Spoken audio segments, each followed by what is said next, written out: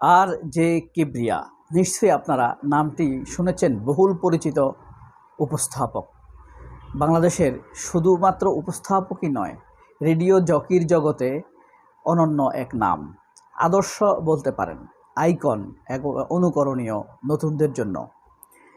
আর J কিবরিয়ার নামে সম্প্রতি আওয়ামী লীগপন্থী একটি ফেসবুক থেকে অপপ্রচার ছড়ানো হচ্ছে। তিনি কোনো এক জনের সাথে অনৈতিক চ্যাটিং করেছেন, যা আমি চেক করেছি।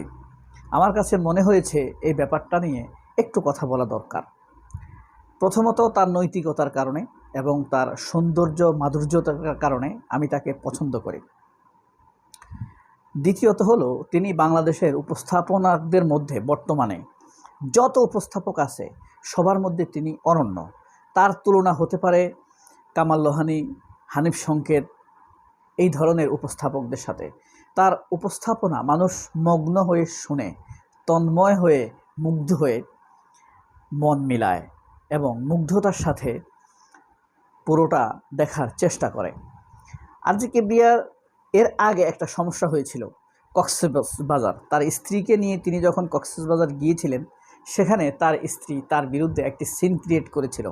শেষ পর্যন্ত স্পষ্ট প্রমাণ হয়েছে তার কোনো দোষ নেই। তার স্ত্রী এতই উগ্র ছিল যে তার মা বাবা ভাই বোনকে সহ্য করতে পারতো না। 10 বছর যাবৎ তার বাসায় তার মা আসতে পারে নাই তার স্ত্রীর কারণে। শেষ পর্যন্ত অনেকে অনেক রকম ভুল বুঝলেও শেষ পর্যন্ত প্রমাণিত হয়েছে আর জে কিবরিয়া সঠিক। এই কারণেই কথাটা বলছি।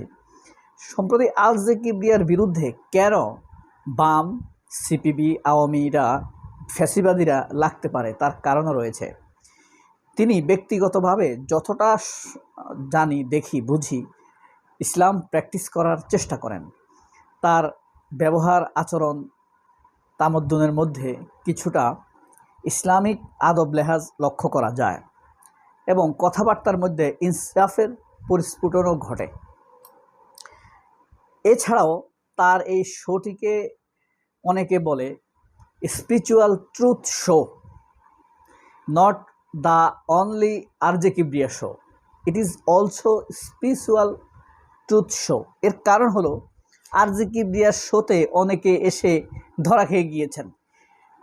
তিনি এত সুন্দর ভদ্রতার সাথে অতিথিকে উপস্থাপন করেন, সম্মান দেখিয়ে সম্মানের সাথে উপস্থাপন করেন, যা অন্যান্য উপস্থাপকদের জন্য নজির হয়ে থাকবে। তার প্রশ্ন করার ধরন, অন্যান্যরা যে প্রশ্ন খুব কঠিন হিসাবে করে, সেই প্রশ্নটাকে তিনি অত্যন্ত সহজ, মাধুর্যতা এবং মর্যাদা রক্ষাকেই করেই সেই প্রশ্নটি করেন। যেমন আর জে কিবরিয়ার শোতে নুসরাত ফারিয়া এসে ধরা খেয়েছেন, ব্লান্ডার হয়েছেন। ডাক্তার জাহিদ আর জে কিবরিয়ার শোতে এসে কিছুদিনের মধ্যে ব্লান্ডার হয়েছেন, ওই যে দিল্লিতে। সামান্তা শারমিন এই শোতে এসে ধরা খেয়েছেন। আর জে কিবরিয়ার শোতে এসে সবাই ধরা খায় কেন? এটার কারণ কেউ জানে না। এটাতে আসার কিছুদিন পরেই তারা ধরা খেয়ে যায়। যেমন নিশো, আরফান নিশো আর জে কিবরিয়ার শোতে আসার কিছুদিন পরেই শাকিব খানের সাথে বেয়াদবি করে বসেন। তনি আর জে কিবরিয়ার শোতে আসার পরেই ধরা খেয়েছেন।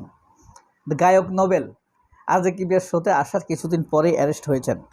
অপু বিশ্বাস আর জে কিবরিয়ার শোতে আসার পরেই আমরা জানতে পারি শাকিব খানের বাড়ি থেকে তাকে বের করে দিয়েছে। কুশল, ডাক্তার কুশল আর জে কিবরিয়ার শোতে আসার 2 মাস পরে আমরা শুনতে পারি তাদের স্বামী স্ত্রীর সংসার ভেঙে গিয়েছে। অথচ তারাই শত শত পরিবারকে জোড়া লাগিয়ে দিয়েছেন, ভাঙনের হাত থেকে রক্ষা করেছেন। ডিবি হারুন আর জে কিবরিয়ার শোতে আসার কিছুদিন পরেই তিনি সেখান দেশ থেকে পালিয়েছেন। নীরব, চিনছেন নীরবকে? নায়ক নীরব। শাহরিয়ার নাজিম জয় আর জে কিবরিয়ার শোতে আসার পরেই চরম ট্রলের শিকার হয়েছেন। শামীম ওসমান নারায়ণগঞ্জের, এখানে এসেই ব্লান্ডার হয়েছে। নায়িকা ইধিকা, কলকাতার নায়িকা, শাকিব খানের সাথে প্রিয়তমা সিনেমা যে করছে, আর জে কিবরিয়ার শোতে এসেই ধরা খেয়েছেন। মাহিয়া মাহি আর জে কিবরিয়ার শোতে এসেই ধরা খেয়েছেন। সবচাইতে বেশি ধরা খেয়েছেন নুসরাত ফারিয়া। আবার আর জে কিবরিয়ার শোতে এসে অনেকে নিজের মর্যাদা আরও বেড়েছে ব্যাপক আকারে। যেমন ওসমান হাদি, ওসমান হাদি আরজে কিবরিয়ার শোতে আসার কিছুদিন পরেই শহীদ হন, কিন্তু তিনি এত মর্যাদা নিয়ে পৃথিবী থেকে গেছেন যা সত্যিকার অর্থে বিস্ময়কর। আসিফ আকবর আরজে কিবরিয়ার শোতে এসে তিনি আরও শক্ত অবস্থান করেছেন। শেহরেন আমিন ভুঁইয়া মোনামি, হ্যাঁ, আরজে কিবরিয়ার শোতে এরা ভালো, এই কারণে এদের আসলে কিছু হয়নি। ওই যে ট্রুথ শো বললাম, বুবলি আরজে কিবরিয়ার শোতে এসে তার সকল ট্রল মুছে গিয়েছে বলতে পারেন। সর্বমিত্র চাকমা আরজে কিবরিয়ার শোতে এসে অনেক ভালো করেছেন। হ্যাঁ, তারপরে আপনার গোলাম মাওলা রনি আরজে কিবরিয়ার শোতে এসে ধরা খেয়েছেন। মালেক আফসারি আরজে কিবরিয়ার শোতে এসে খুব হাইলাইটেড হয়েছেন। আর তিনি এমনিতেই বাংলাদেশের একজন স্টার। মনে রাখবেন, সিনেমার পরিচালকরা খুব ডেপথ নলেজ রাখে মানুষের চরিত্র বিশ্লেষণের ব্যাপারে, চরিত্রকে ফুটিয়ে তোলার ব্যাপারে। তার উপরে মালেক আফসারি তিনি 4 যুগের পরিচালক, তিনি 2 শতাব্দীর পরিচালক, অর্থাৎ 1980 সাল থেকে তিনি শুরু করেছেন সেই শতাব্দী, আবার এই শতাব্দী, 2 শতাব্দী তিনি দুর্দান্ত এক সুপারহিট পরিচালক। তার সিনেমার ফ্লপ নাই বললেই চলে। অনেকে বলে এই ঘর এই সংসার, সালমান শাহর এই ঘর এই সংসার ফ্লপ হয়েছে, কিন্তু এই ঘর এই সংসার দেখেনি এমন মানুষের সংখ্যা খুবই কম। 27 বার বিভিন্ন টেলিভিশনে প্রচারিত হয়েছে। এই সিনেমাটি দেখে অনেকেই কেঁদেছেন, হয়তোবা আর্থিকভাবে লাভবান হয়নি, কিন্তু